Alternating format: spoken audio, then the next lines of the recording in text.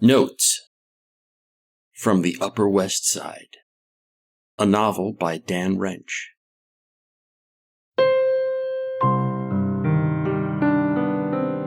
Chapter 139, In the Biz.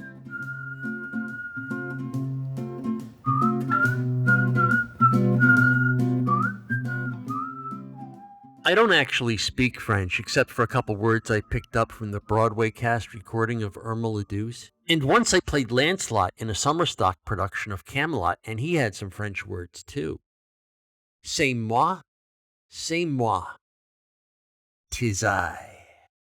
It was all me at the Cuntbacco factory. I didn't plan it that way, but come on, ladies.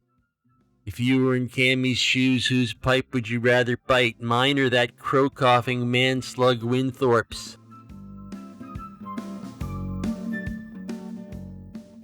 Let's face it, in Cammie's little world, I was kind of a somebody. And it probably bugged her that she'd thrown me over for a thin roll of meat pastry. Even the metal finger debacle I'd spent a full day trying to live down, even that said I was making a living in the biz. Okay, so it wasn't a living. It was money. It should have said to her, he earns in the biz. I earn in the biz. In fact, I was pretty sure there was a way I could work that phrase into the conversation the next day. I could work it in glibly. Yeah, you know, I earn in the biz. Or, I wonder what it's like to be in the biz and not get paid for it, you know? Nah, that second part wouldn't work because too many people in the store spent time making art or something art-like and not collecting a dime for it.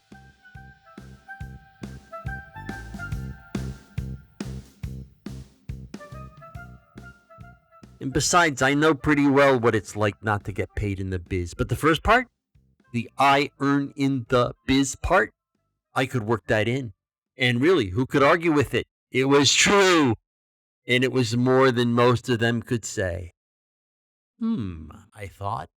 I wonder if Bang earns in the biz. Maybe I'd ask him. He might get a few bucks for his comedy riffs at Viters. In fact, I thought, he probably gets a good hefty chunk when he comes off stage. So maybe I could have some extra camaraderie with Bang. We earn in the biz. But Cammie? She did not earn in the biz.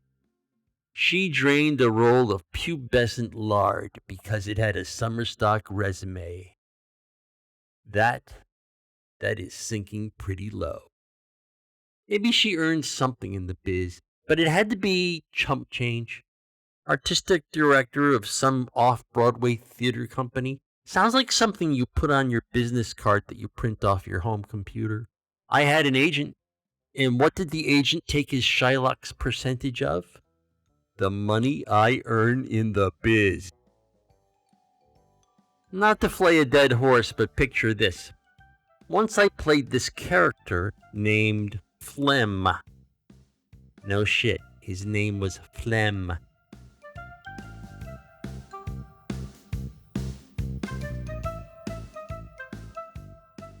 Because, you know, playwrights wrote the short bus. And Phlegm never washed and was this crybaby simp who got his ass kicked by rednecks for 2 hours every night for 3 weeks when I was a senior in college. Now, what if I played that character on Broadway? Phlegm was way more disgusting than a guy standing still in a nice suit with a metal finger up his nose. But if I were on Broadway, you wouldn't think twice about me being one of the anointed because you'd know I was earning in the biz.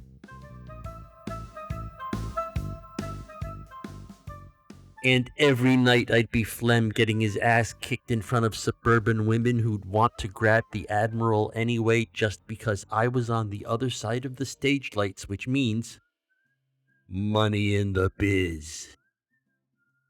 I knew if I played the conversation right the next day, I'd be able to work in that whole reference to phlegm in a way that seemed appropriate, maybe even astute. Yeah, let the wannabe artistic director think about that.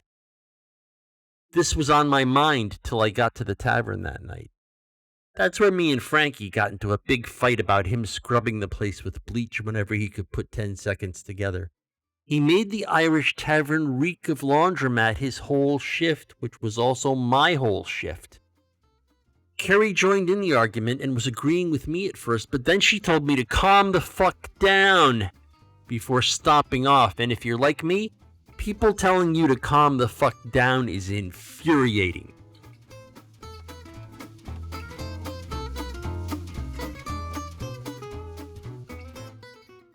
So I had that on my mind most of the next day and didn't think much about Cammy and Fonda and Bang and earning in the biz. In fact, I didn't stop obsessing on Frankie and Carrie until that afternoon when a single mommy I saw in the park grinned at me and said something about man sausage and lunch in that flirty way babes have that makes you think they're an inch from grabbing the Admiral right there in front of the kids.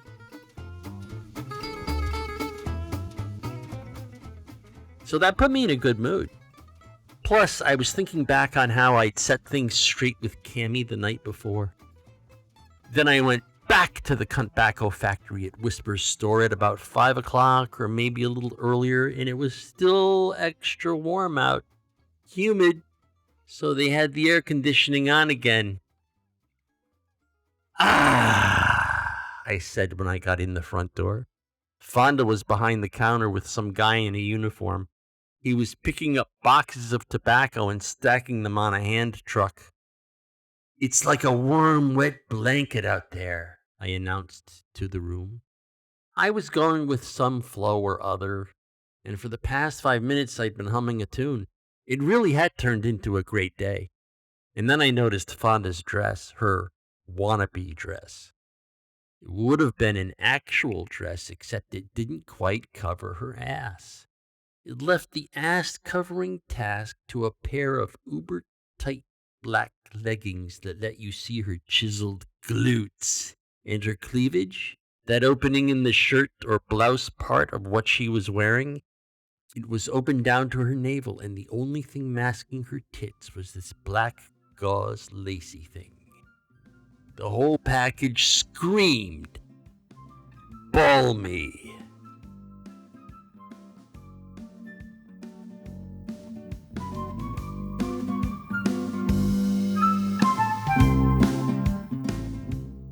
Notes from the Upper West Side is a work of fiction. The people depicted in this work do not exist. Notes from the Upper West Side. Copyright 2024 by Dan Wrench.